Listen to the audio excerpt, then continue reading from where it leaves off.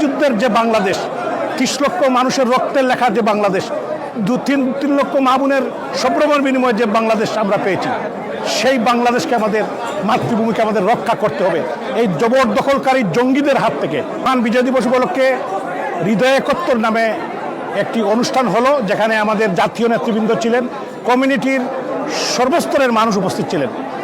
সবাইকে বিজয়ের শুভেচ্ছা এবং প্রবাসে দেশবাসী যারা আছেন দেশে বিদেশে সবাইকে বিজয় দিবসের শুভেচ্ছা। 1971 সালের মহান মুক্তিযুদ্ধে 30 লক্ষ মানুষ, 3 লক্ষ মা বোন যারা সব্রত দিয়েছেন তাদেরকে শ্রদ্ধাভরে স্মরণ করি। বীর মুক্তিযোদ্ধাদের স্মরণ করি। জাতির পিতা বঙ্গবন্ধু শেখ মুজিবুর রহমানের নেতৃত্বে একটি পতাকা মানচিত্র, একটি ভূখণ্ড আমরা পেয়েছিলাম। সেই ভূখণ্ড আজকে যারা পরাজিত শক্তি তারা খামচে ধরেছে।